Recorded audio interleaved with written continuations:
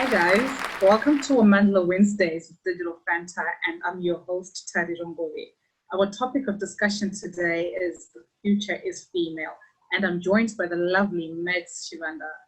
Megs, please give us a brief introduction about yourself and your activities outside of work. My name is Megs Shivanda. I run a digital media company called Digital Shiro. Started in 2015. So we are more like a media house as well. We run paid media campaigns for clients, and we also have a few Wi-Fi hotspots across the country where we run advertising for clients. And then I also own I'm also a founder and cheerleader of Bloom Girls Rock Foundation. It's a non-profit organization where we celebrate women that comes from the Free State, because I'm a Bloom girl. So we also run computer literacy classes in the squatter camps. So I'm more of your online girl. I love the digital space. I love tech, and I love empowering up and coming young females. That's basically me. Oh, also I'm a mom of two. Okay. Mom's getting it. I forgot about my kids, guys. Sorry.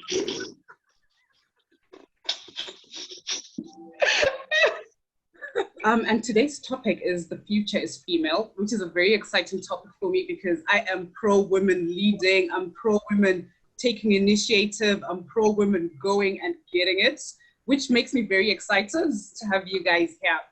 So also for me, this is a mentorship interview for me, like a conversation. I'm learning so much because I'm a startup.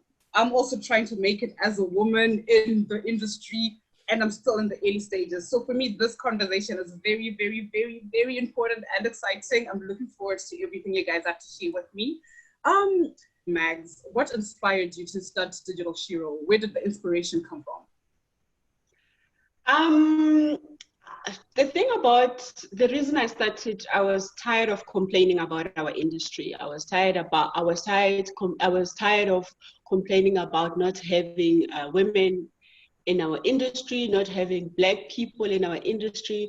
You know, at some point, as you complain, it needs to be a solution. You know, so I was like, okay, I might as well just do it. You know, and I had already gotten to my to a point where I didn't want to work for anyone anymore, you know, and so I had to just add my passion for the digital and also with my sales, because I'm more of a salesperson than anything else. I'm more of a sales expert than digital mostly, because I've been doing sales for over 15 years, you know. So the reason so that's how I started. I was like, okay, I really want to do something because I'm tired of complaining. And I was pregnant with my daughter, and I wanted to spend more time with her, you know, because I saw with my son how he struggled with both of his parents not being available at his school activity, at his crash. I know it was only crash, but you know, with moms, you have the guilt. It doesn't matter where the child is, you know. So I decided that no, I'm going to actually do my own thing.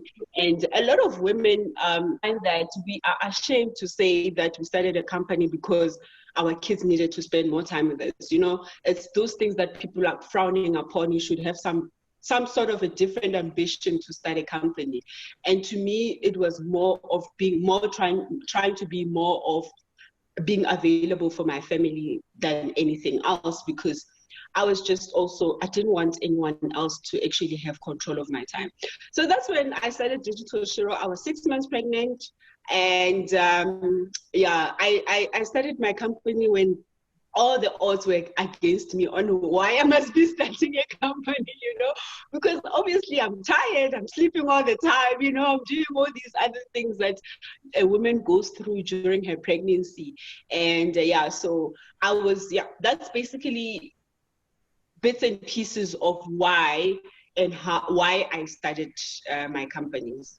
Okay, that's interesting. You were going for Yeah. independence. It was for the I was independence that going for came with independence, especially with my time, I think, because like I was really. saying, that it really affected us in the house, because my husband is in corporate, and that's the thing with the dynamics in the family, that the breadwinner usually is the one who stays in the position, and maybe I had to be like, I was the breadwinner, but obviously he had the big chunk, so he could not sacrifice that, and I did not want him to do that, no ways.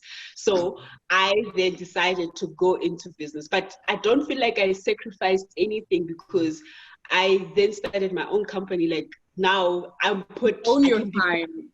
me and him have this similar, power in a way, when actually, even when you look at our kids, how they admire that mom is the boss, dad, you have a boss. So it's, the dynamics are quite exciting in the house. So that's one, like you were saying, my time was really important, and I wanted to spend it more with my kids. And yeah. So what inspired you to start Digital Shiro? And what's behind the name? What inspired the name? What inspired the name? And funny enough, it also goes with Bloom Girls Rock. Both of my companies' names are like kind of my mantras. It's Bloom Girls Rock, like, really. How do you not rock if you have a name like that? You have to just, You're starting off for the Bloom Girls. You're for the Bloom Girls. exactly. And then Digital Shiro, I don't know how old is everyone on this channel is going to be watching this. But when I was in primary school, which was in the 90s, there used to be a superhero called Shira.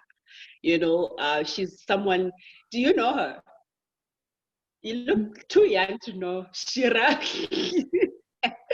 There was this superhero, her name was Shira, and because of apartheid back in the days, we were able, I don't know if it was an advantage or not, but it was for me, because, like I said earlier, I'm from township school. So English was not really the primary source of languages for us. You speak your mother tongue. In those times, SABC used to broadcast English shows in Vernac. So Shira she was a superhero, and she used to speak Sotho, and I'm Sotho. So she was so relatable to me as a superhero, even though she was white, but to me, she was just a woman, and she was speaking Sotho, and just how she was with her superpowers. So when I started my company, I was like, I wanted to be a digital Shira. I wanted to be able to kick ass in my field and in my lane, in my industry. So that was my mantra. That's why I started. That's where the name comes from. And so that's why it's called Digital Shira. It's because of Shira. Ah, that's a cool name. Such a cool name. Yeah. Both the brands, the names are very cool. Yeah, Those are very the reason I started the company mostly was also because of our industry. Like any industry where women are always feeling like we need some presence, we need some. I was just tired of seeing the same faces at events, at everywhere, at awards, everywhere. They were like, there was no representation 5 years ago. I know even today people still complain about such things, but you can't complain without doing something about it. So that's when I felt the need to do something about it, to be like, okay, I can't just always keep on complaining and not do anything. So that's why I started the company. And I also was kind of tired of working for someone else. I knew it was time for me to expand myself and start my own company. So it was something you just knew that this was time, and you were like, the time is ready. We're going to do this now. Let's go for it. However, it turns out that there was nothing ready about the process. I just woke up that day. I'm like, I'm doing this. I'm tired. And here you are. And here you are. When did you know it was the? I didn't know. I just said, I'm starting this. That's it. I'll see when I get there. But I'm starting this today. I'm registering my company. What do I need to do to start a company? I read up and I did all the things that needs to be done. So there's never a right time. You'll be like, you know what? I'm doing this. That's it.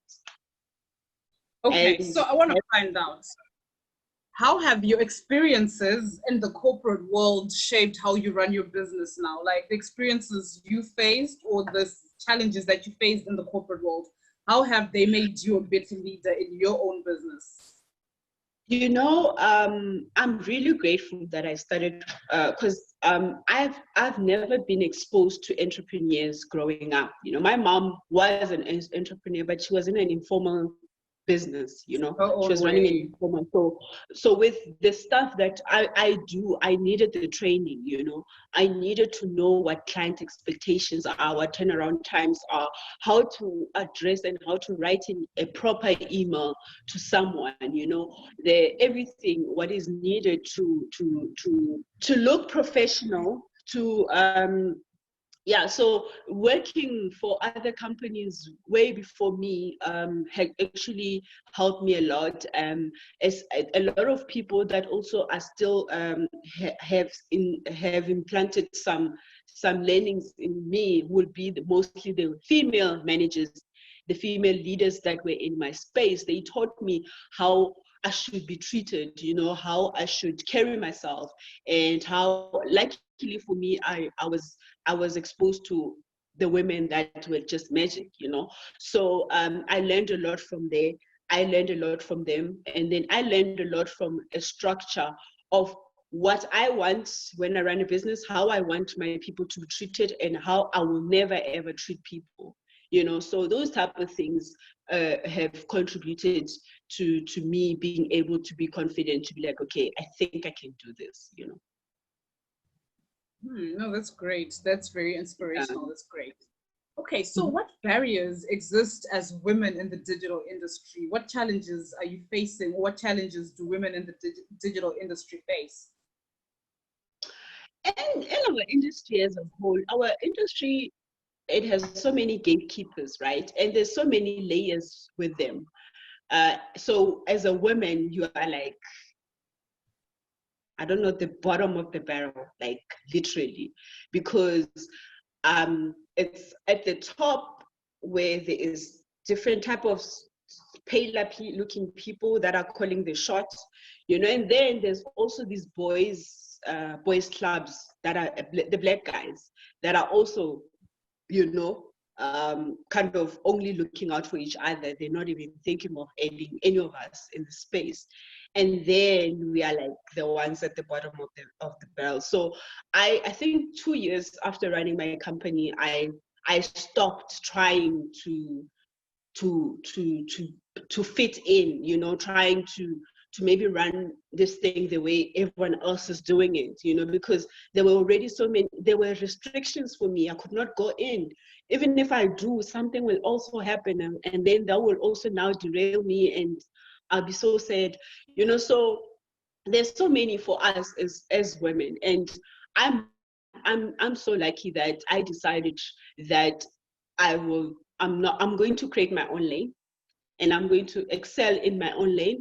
I will decide where to put a stop sign, a yield sign, a speed hump in my own lane, and I'm going to kick ass in my own lane, because if you try to be like everyone else, try to join organizations so that you can be seen, it was just a bit exhausting for me, so I really thought it was best for me to. So I used those challenges as it became a strength for me, I took those challenges that were thrown at me to make sure that I now define what is my road and where I'm going.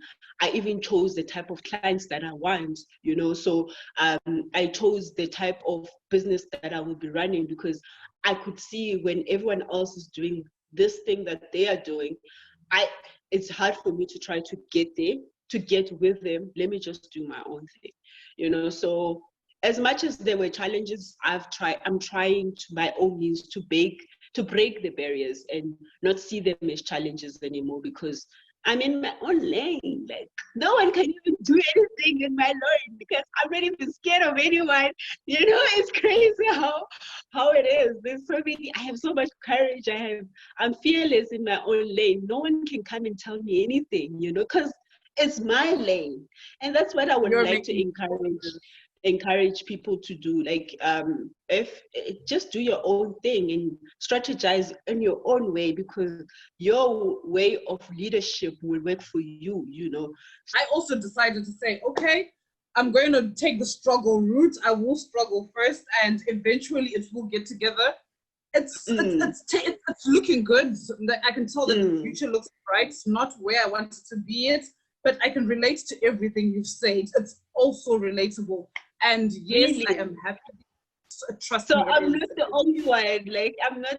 No, I'm so even as glad. you were speaking, I was like, this sounds like my life. That's how I can relate. I can relate. So Max, Okay, what's your secret to life? What do you live by? What's your secret? What's your motto? What do you stand by? I realized that because I'm a woman, that's maybe my superpower, really. You know, if I have to put it like that, I realized that me being myself, me knowing who I am and what I represent, and understanding that I'm a leader, and what I need to be bold. You know, I need to pave a way. I have a whole, like, girls that are looking up to me, especially like I told you, I have a foundation. I have adopted 23 girls. I have a school that I've adopted. In the Free State, it's like, you know, people are looking up. I'm one of them that people are looking up to, you know. So I can't call myself an uplifter of young females and then I'm mediocre, you know. So I really feel like my strength is me being a woman and understanding my part and why I'm here in this world, you know, and embracing myself as a female leader. You know, I've only recently started doing that. Like, it's only been like a month or two where I'm like, I'm a leader, you know, and I'm a female leader. So I'm soft, you know. I love the dynamics that I have. Because when I started, people was like, no, you don't call your business a baby. You have to be aggressive. I'm like, okay, let me be aggressive. It never worked for me. It never worked because I was That's trying to you, be baby. masculine.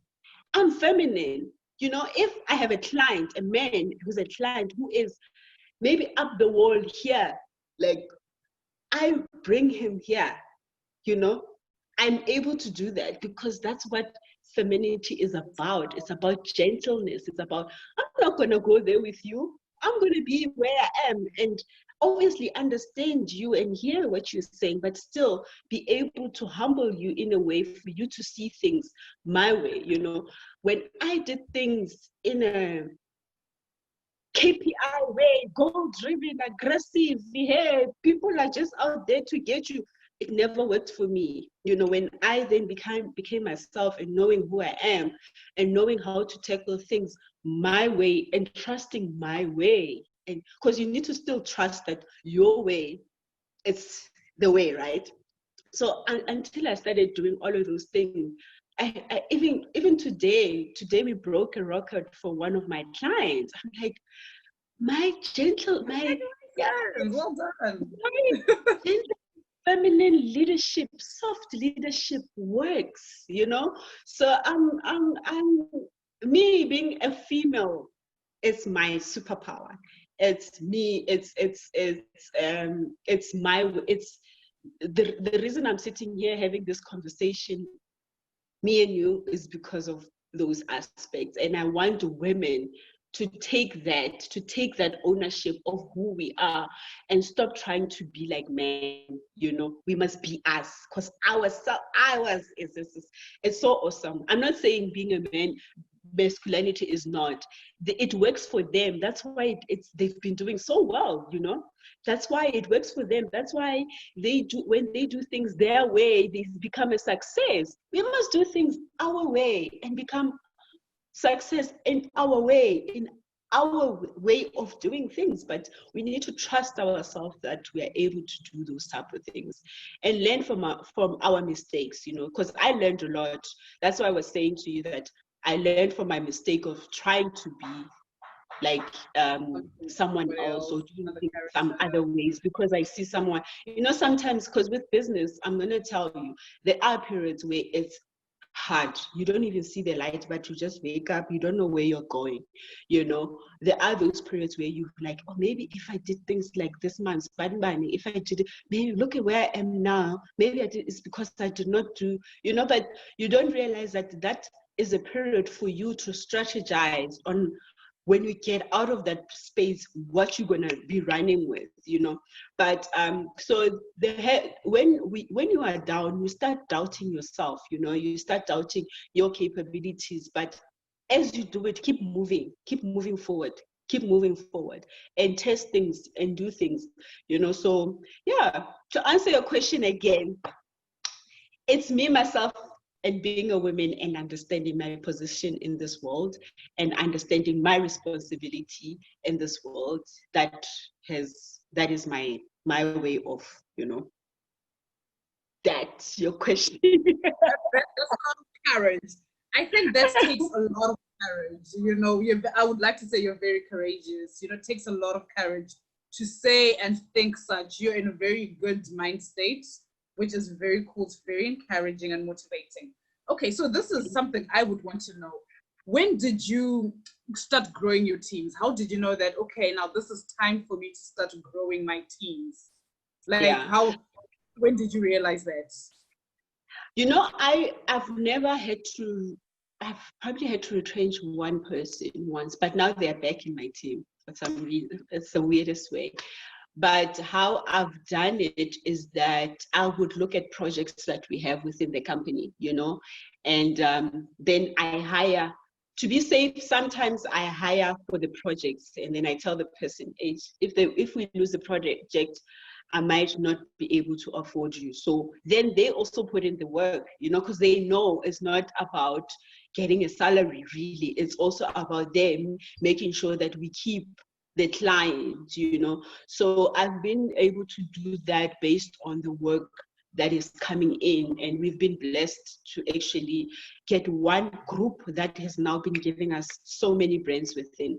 So, and it's nice as a founder, as a sole founder, because I've noticed with people that are that are in partnerships, our business dynamics are very different, you know, because if there's two of you, if you need something within the company, both of you can go into your savings and be able to put in something but when you're alone, everything is looking at you, you know. And so I try to eliminate stress and anxiety by hiring people when we don't need to, you know. So I look at the structure and I look at my team like, okay, I need this. And sometimes if I've been outsourcing something for the longest time and I see that there's a demand for it, I'm like, hey, let me hire someone internally so that we keep the money within the company than the money always going outside to a supplier, you know. So I look at those type of things and look at projects that we have. And luckily, thank God, I've never missed salaries. I've never really, it's literally been, we've been lucky, you know, so yeah. No, that's great. I hope I Oh, make no, that's sense to you. Do you no, get no, what I'm you are, saying? you are. Because, you know, I'm also at a stage where I'm like, when do I start growing teams? And if I'm to grow teams, how do I grow teams? But I also feel like I'm not ready. But like you're Yeah. saying, I'll force it when I need to. That's something I definitely should look into. That's how I'm supposed to look at it, actually. And Like I you say, need I'm to, learning from this. the best thing to do also, you need to know what that job entails yourself. So you need to do everything. You know, I'm outsourcing a finance person now, but I know how to do stuff. I know how to do my finances. You know, I know how to do, like, there's so many things that you need to be doing on your own, so that the truth is, at the end of the day, you don't want someone to come and bullshit you and tell you, no, it took me 5 hours to do this. You know how long it takes to do that, you know. And you also have, like, you also have empathy when they say, oh, I need some time, because you know they do need some time to get that done, you know. So you kind of need to be the jack of all trades for the first year, you know, to learn everything within your company, how it works. Of course, the world changes, innovation, technology comes in. There's things that you will not know how they work. And when you bring someone, you want to bring in a specialist that understand. So they might know the thing better than you with technology. But with running the daily runnings arounds of your business, you need to know how things are working.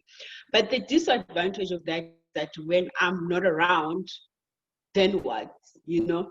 So now I'm at this place where I'm letting go, you know. I'm like, I need to make sure that this is taken care of, this is taken care of, this is taken off. Because if I'm sick or whatever, God forbid anything happens to me, I still need the company to run because it's my kid's legacy now, you know. So at this point, we're going to be 5 years in September. So oh, congratulations. at this Congratulations. point in time, I really think now I do kind of need to let go, and I need to also get into other projects, you know. There's projects where now people are asking me to become a board member, to do certain things, you know. So those are, if I'm going to do that, I need to have confidence in my team, which I have now. I'm so blessed. So which I need to be like knowing that when I'm away, my team gets things done, and they always do so. Yeah. Which is great.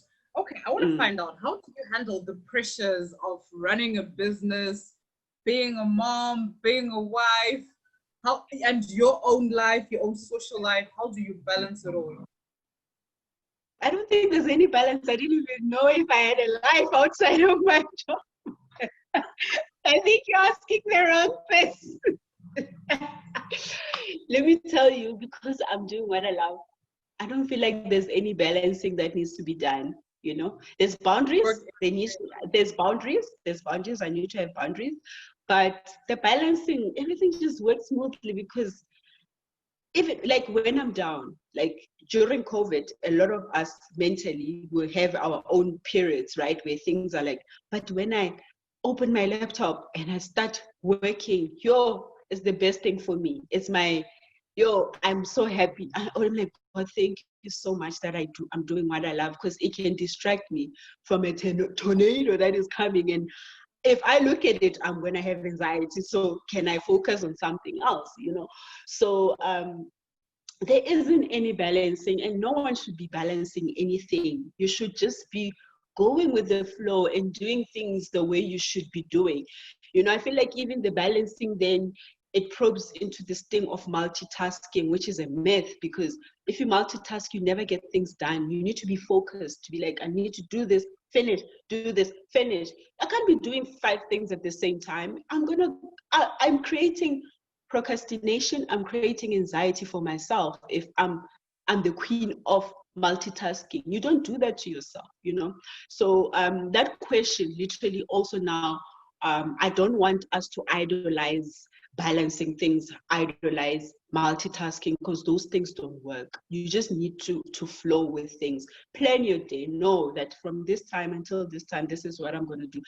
And of course, I cannot do this without the support of my husband, of my helper, of my mother-in-law, you know, people that are helping me take care of my kids, you know. So I'm not alone in this whole journey. I have people that support me. I have friends that if I can't pick up my child, I have friends that I can call and say, Chomi, please go pick up Bungani at school at this time. I'm stuck in a meeting and I was supposed to, and my husband is also stuck, you know. So luckily now with Uber, I can send my helper to go. But I'm just saying that even my structure helps me to become, you know, the best that I can be. But let's not try to balance things. Let's not multitask. Let's just, you know, run smoothly and be focused and I'm a move. multitasker. I'm the queen of multitasking. You were shooting me. It's gonna create an anxiety for you. Let me tell you. No, I used to be a proud multitasker until I shut down.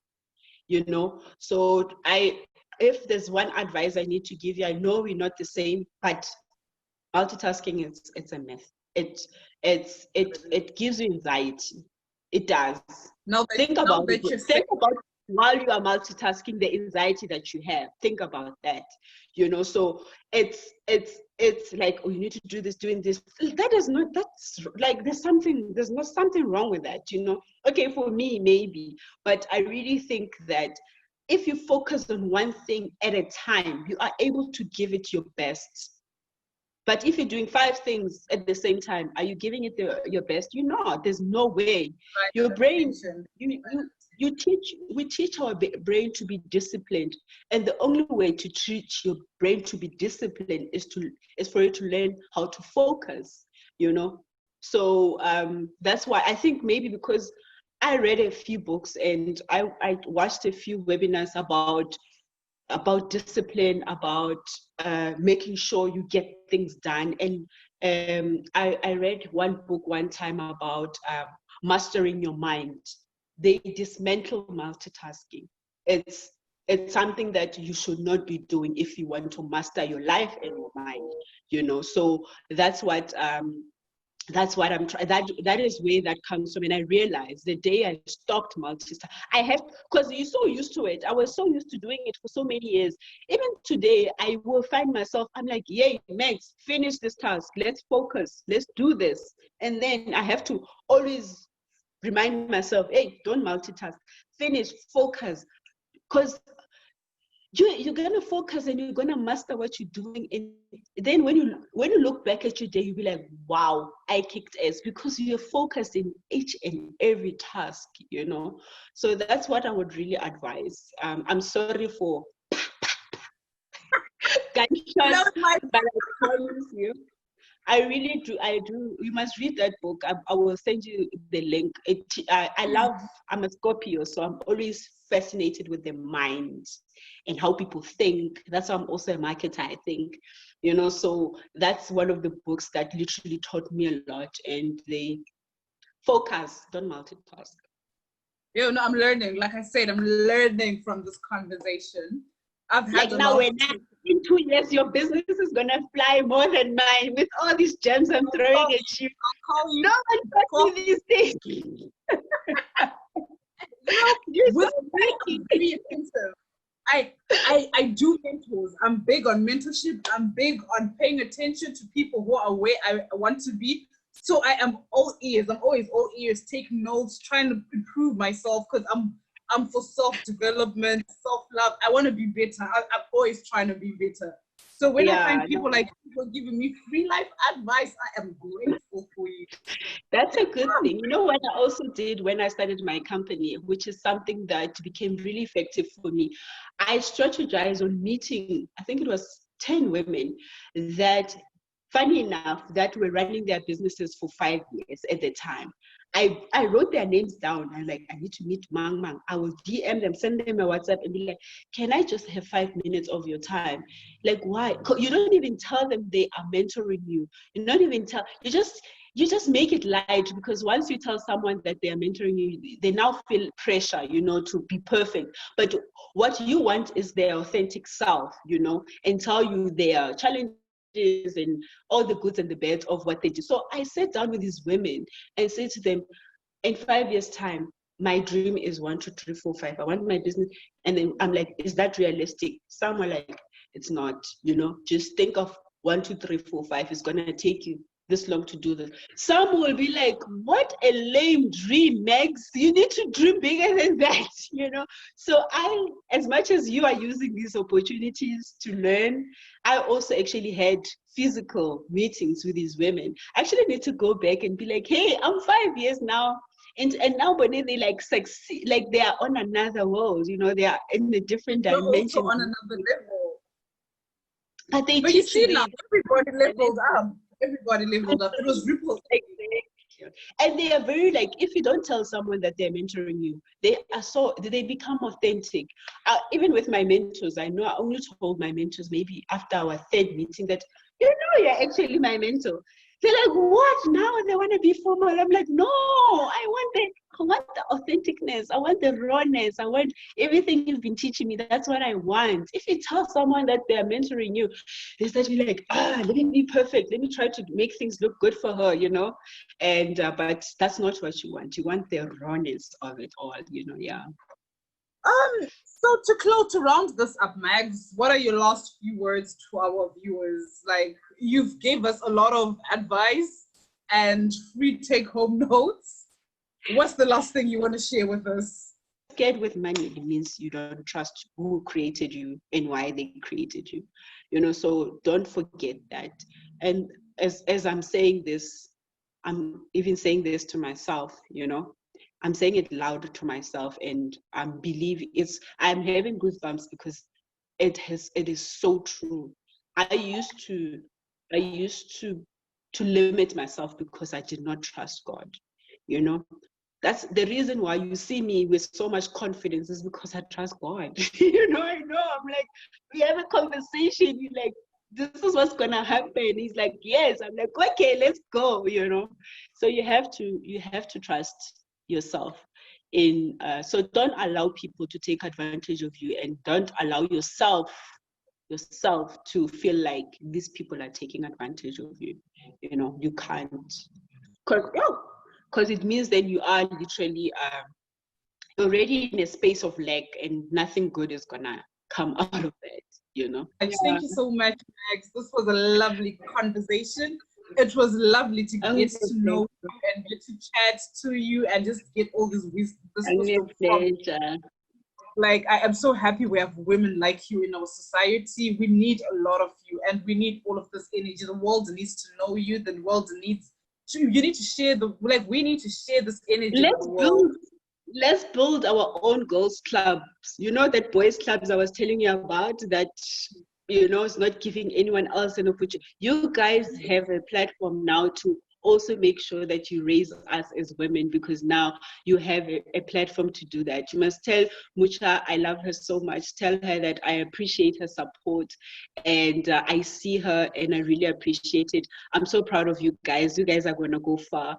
If you guys need anything from us, the dinosaurs of the industry, give us a shout. Thank you so much. That means a lot to us. Thank you so much. Thank you so much for all the support. Thank you so much for also making time for us. This means a lot to us. And yeah, have a great time. Have a great day. You too. Thank you.